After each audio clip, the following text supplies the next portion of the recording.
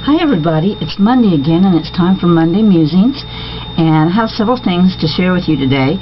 First of all, I wanted to share with you the new Graphics 45 ranges. I don't have the entire range here, but I have a pretty good representation of it. Whoops, that's the wrong one to start with. Okay, the first one I'm going to show you is Good Old Sport. Now, I love this because I am really into sports and football and, you know, especially football, but all sports. But I wanted to share this with you because it's really excellent for boys or men that you may have that you need to make cards for or layouts for or mini books for. And it has a really cool nostalgic feel to it. So this is my favorite one out of the three. So this is the 8x8 paper pad. It also comes in 12x12.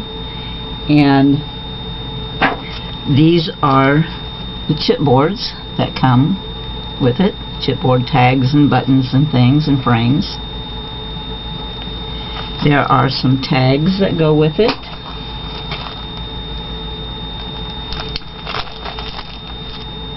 And I believe probably that there is a sticker sheet to go with it, although I don't have that, so there may or may not be. This next one is By the Sea, and this is going to be really nice for summery things. I've noticed a lot of the companies this year have some nautical themes, have some sand dollars, seahorses, a lot of different stamps, shell stamps and things that would go with this range. And this is some cards. Let's see, these are called the pockets, I think. This is what this is called. Let me find it. There we go, tags and pockets. Okay. And this is chipboard for By the Sea.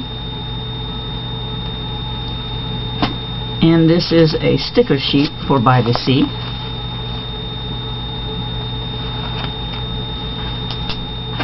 And then we have Botanical Tea. And this one is very, very feminine. Very shabby chic. I have a good friend named Von Reeder that would just adore this. Let's see if I can get this to...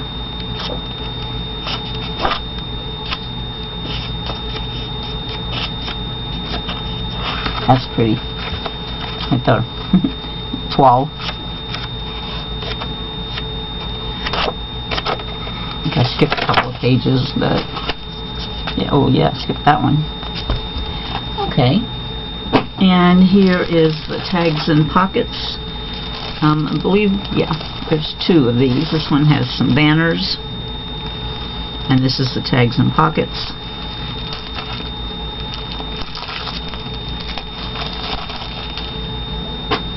Here is a flowers sheet for Botanical Tea.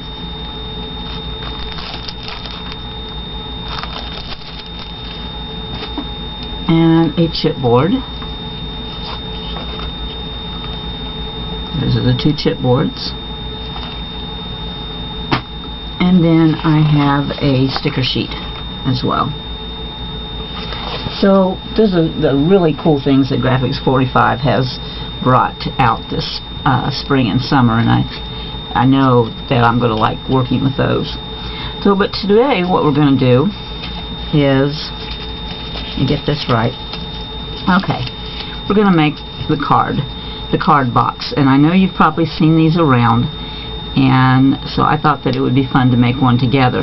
So it lays flat like this. It fits into a regular size envelope, but when the recipient gets it out, then it comes alive, and I think this is so cute. I made this one. This is my practice one, and I made it out of, let me put it this way so you can see it. I made it out of a paper stack that I got for free and that I use for my practices, but it just turned out really, really cute, and I'm going to keep this and find someone to send it to. So let's go, let's do this. I want to use, what I'm going to use to make it is the Mother Goose collection from Graphic 45. And the first thing I'm going to use is some cream cardstock.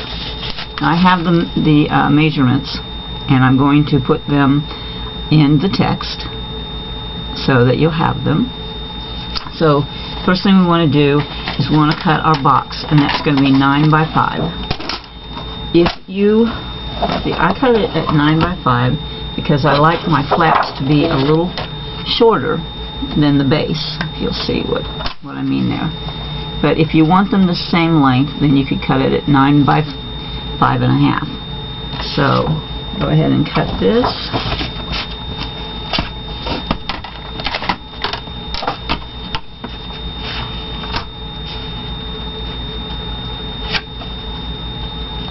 Just in here straight.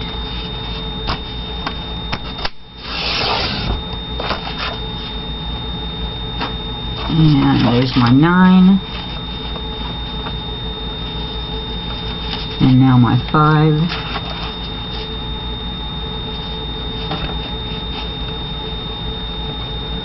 Now my 5. Almost cut it at 6. That wouldn't do. Alright. Here's our card base. And I'm going to score this now. I usually like to use my smaller scoreboard, but this has some scores that are bigger than than my small board, so I got out my big one today. So I'm going to score it. This is the portrait way. When you're looking at it, it's up and down, and that is scored at 2 3/4. Now you want to make sure that you score well, but you don't want to get too deeply because you don't want to cut into your paper. You don't want your paper to tear on you.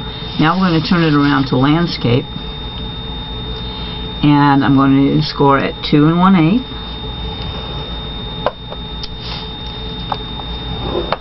at 4 1/4, at 6 3/8.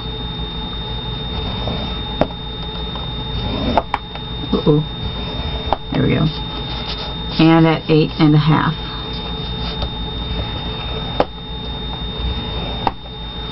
Okay.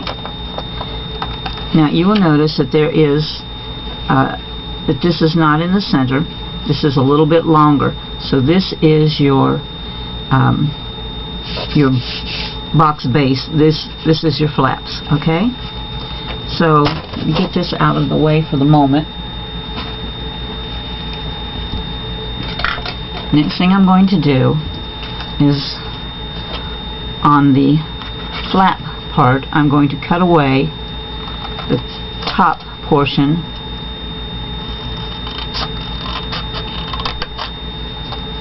of this 1/2 inch piece. Okay? Alright, now I'm not going to fold these at the moment because the back section of your box is never going to fold down. It's going to stay up. So the next thing I'm going to do is I'm going to cut down these flaps. Now you can cut this with scissors, but I think it's a nice thing, a good thing, to cut it with your paper cutter, because then you get a nice clean slice. You have to make sure that you start your cut right at that center fold line and then go up. It's my opinion that you get a better cut if you go up, get more accurate if you go up than if you go down, because you start where you need to start instead of hoping to stop where you need to stop. Does that make sense? Hope so.